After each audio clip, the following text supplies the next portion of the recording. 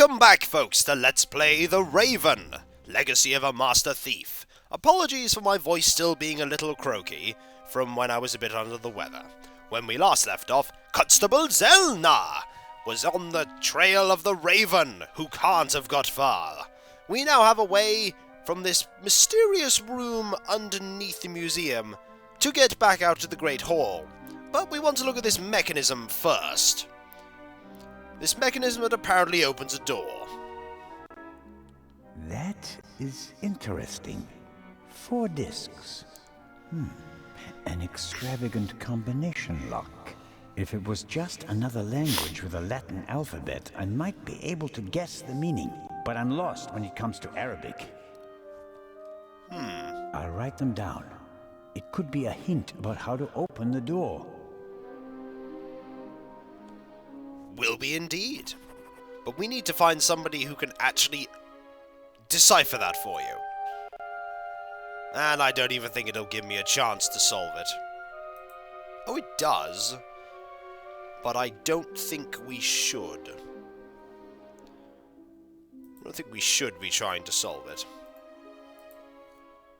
Yes, press escape here. Don't want to be trying to solve it without knowing the solution. Let us head out into the Great Hall. There shouldn't be anyone else, and there isn't anyone else here. We should, however, go and talk to the director and see what they have to say. Well, I say they. Legrand might be here by now. I do somehow doubt Legrand is here by now, though. And I think you only got, you only got 1 or 2 steps before it just loads you to the next screen. Is the director going to still be here? Hello, director! How are you?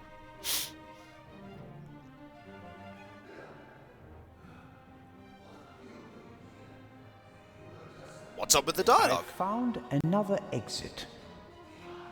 Gone. The Raven blasted a hole in the floor of the treasure chamber. There's a hidden basement beneath it.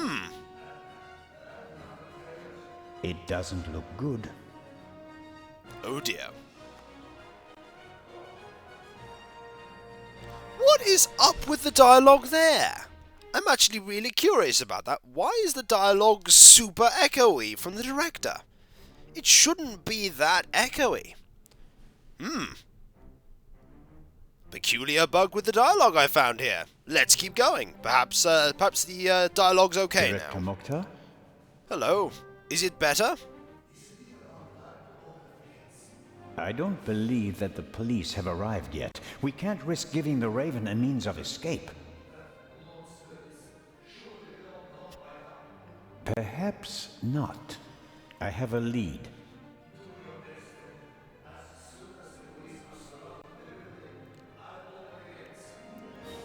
Very well, Director. Why are you speaking as if you're in a very far-off pipe? Ventriloquism. I can throw my voice long distances. Ah, that makes sense. Doesn't seem like this little bug with his dialogue is going to go away. So we're just going to have to, stick with it, unfortunately. Very peculiar. Didn't happen the first time I was playing. The basement below the treasure chamber. Did you know about it? There are maps and drawings from the Second World War in the room. Why?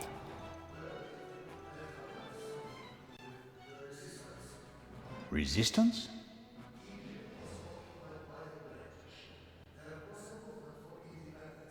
The Egyptians collaborated with the Nazis?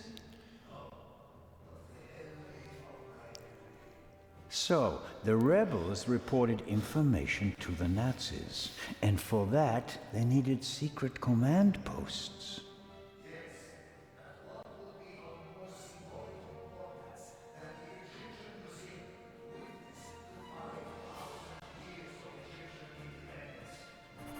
It's very interesting that the dialogue has gone like that. A little bit of a pity, this is actually most of the director's dialogue going here into the echoey pipes of the museum. Perhaps the director is in fact a ghost, possessing the body of the director, and finally speaking from his true form somewhere in the pipes. Or not. Hidden rooms? Secret basements? What are they doing here?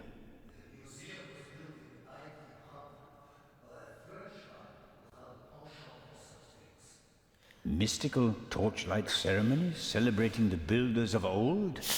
Freemasons? Things like that?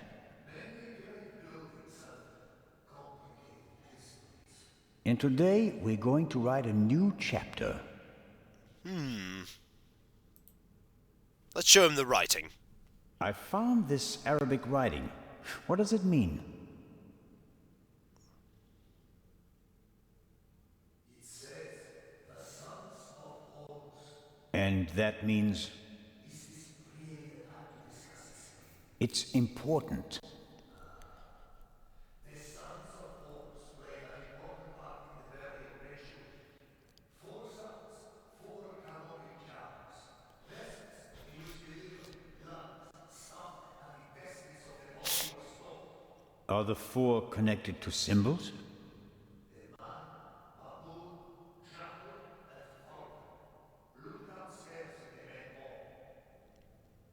Okay. Sons of Horus, vessels and intestines. Got it. It's going to be okay.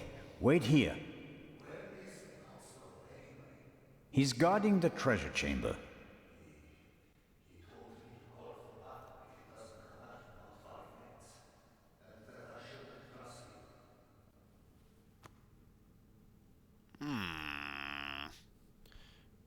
Don't bet on the wrong horse is probably what I'm probably going to say to him.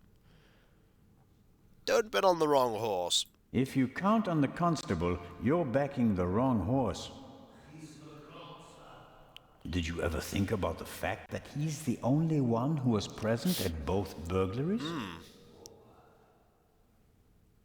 You didn't.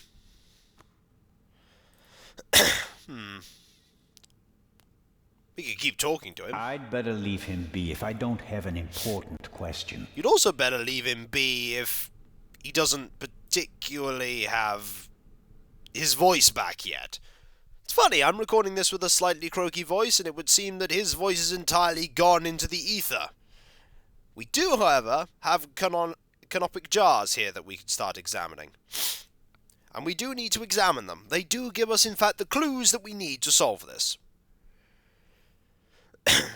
Must be the canopic jars the director was talking about. 1 jar for each of the 4 sons of Horus. Well, let's examine them. Let's examine the board first. The 4 sons of Horus, Amset, Hapi, Duamutef, and Kebek-Senuef, are children of the god Horus the Elder and the goddess Isis. They are believed to protect canopic jars, which contain the internal organs of people who were mummified in ancient Egypt. As stellar gods, they are associated with the 4 cardinal directions. For that reason, their names were written on the 4 corners of the coffins during the Middle Kingdom period. Aha! 4 sons, 4 cardinal directions. We're getting somewhere. Let's learn some more. Give us the clues we need to open the door. Kebek-Senuef, intestines. Why did you look at it like that? It's easier just to actually turn the right way, Zelda. Hapi, lungs. Okay.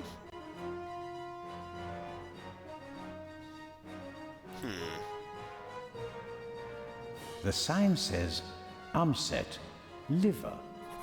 So we're learning about all the directions here. The sign says Amset, liver. And we had a very small period there where Zelda didn't know where to go.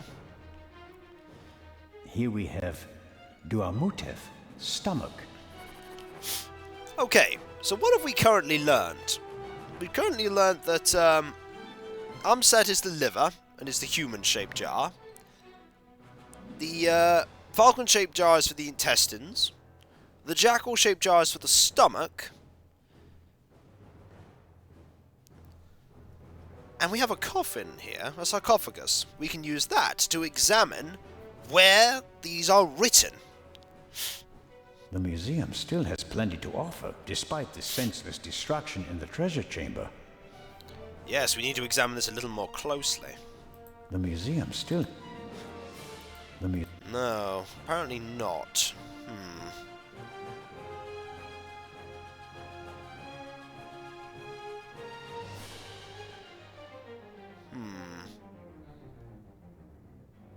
Am I getting this wrong?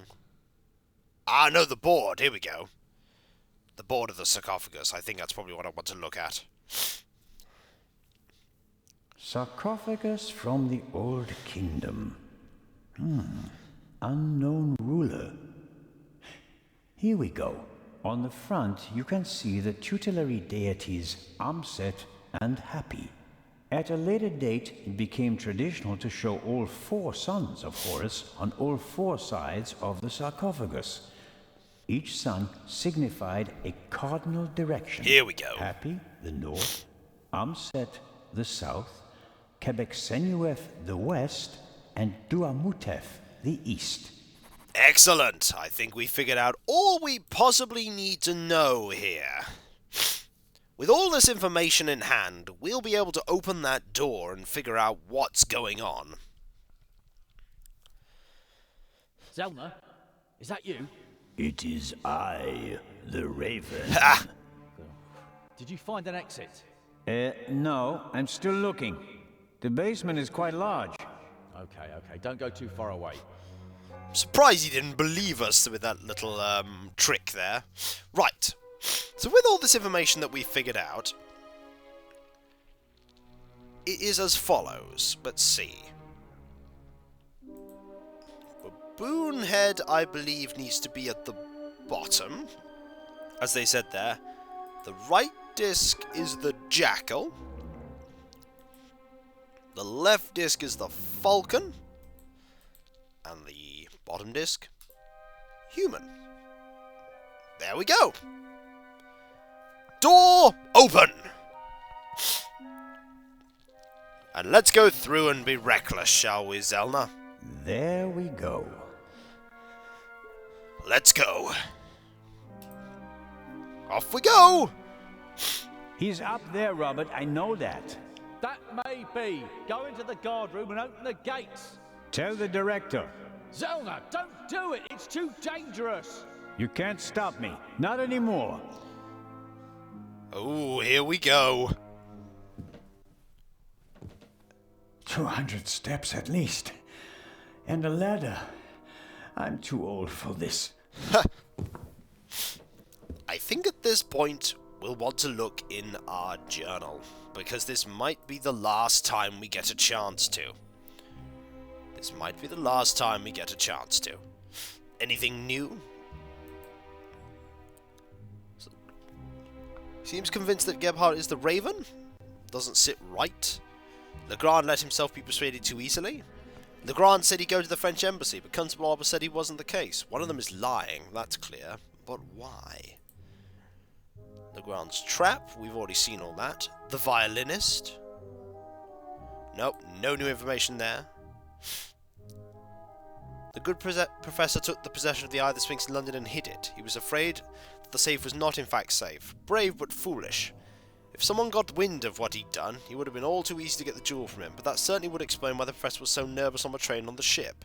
And I can cross him off my list of suspects. He's already stolen the gem. In effect, if he really wanted it for himself, he wouldn't have returned it. True.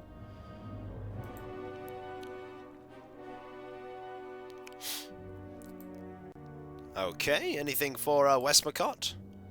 Westmacott is Matt's grandmother. She has a son from whom she's estranged. He married a young American woman and they moved to the USA. She had a son. That explains why Lady Westmacott is so interested in Matt. Maybe she wants to make up for what happened with her son. Well, there you go. That definitely explains that. It was Dr. Gebhardt. He murdered the Baroness and he wanted to do me in as well. He drugged me. There's no trace of Dr. Gebhardt. Maybe he leapt into the sea, as he wrote in his suicide note, but maybe he's still alive. Maybe. Maybe. I'm surprised Constable Oliver's standing over the unconscious guard in the guard room. I don't know if he knocked him out or not, but isn't it strange that every time the Raven strikes, Constable Oliver is there as well? It is strange. Like this one. 3 keys were useless. The safe was empty. Professor Lucien managed to pocket the eye of the Sphinx at the bank and only pretended to place it in the safe. Legrand harbours the suspicion that he shot the wrong man. If that's true, then the Raven may have returned after all. Legrand's evidence. The Raven feather, the handwriting in the letter, and the fact that the letter addressed him as Nico is something only the old Raven did. But does that amount to persuasive evidence? Not for me. Everyone knows that the Raven used Raven feathers as a symbol. Handwriting can be faked, and anyone involved in the case back then could have known and revealed that the Raven teased Legrand by calling him Nico. The modus operandi just doesn't match. He has to see that. The old Raven was always careful that no one was injured during his heists. The new Raven tried to blow us all to Kingdom Come. I think Legrand, bloodhound that he is barking up the wrong tree. Otter's confession has given me a lot of food for thought. My gut feeling is that he's not responsible for everything, but I don't have any evidence to back that up. The notes are also interesting for another reason. It proves that whoever really is behind all this was present at the alleged death of the Raven 5 years ago.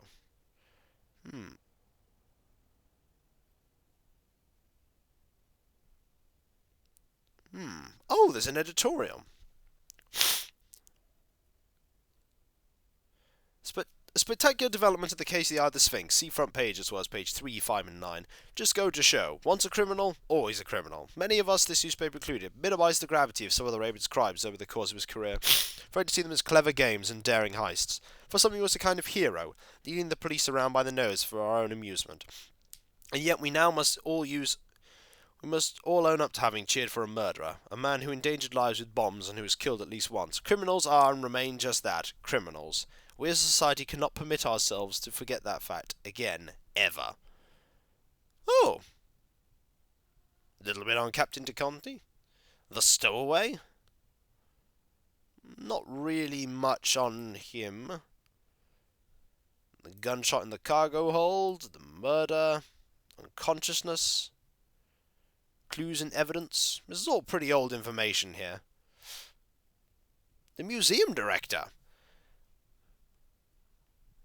Someone tipped off the newspapers. No doubt felt he had better things to do than give a lowly flatfoot like myself a tour. Think he prefers the movers and shakers. He maintains he knows nothing. That may well be true, but someone should still check how long he's been there. Here. If he was working here 20 years ago during the war, then his claims are suspect. Yes! I haven't actually checked that. He might in fact be involved in all this. I could actually head back down. Will you go back down? I just went upstairs. Under no circumstances will I go back downstairs without having found anything up here. Fair enough. Fair enough. We could do some exploring. Examine the fan, for instance. Must be unbearably hot up here in the summer, but it's bearable at the moment. Good. Turn on the fan? I'd better leave it off. It'd probably just stir up dust. Indeed. Examine the radio, perhaps? Left over from the war, if I had to guess. And why not? So high above the city, it's the perfect place for a secret radio installation. Indeed. Nothing else to look at there. There is the chair that we can look at. But when we come back, folks, we shall look at that chair. For we are potentially about to find out who has been doing all of this stuff. Ooh. An old roof like this must be paradise for pigeons. Seems like there are dozens of them up there. I can't see them, but I can certainly hear them and smell them. Indeed. When we come back, folks, we shall examine the chair. The chair of chairness. Maybe the chair is the Raven! Dun dun dun! Okay, the chair is probably not the Raven. I'll catch you next time, and I'll see you then. Later.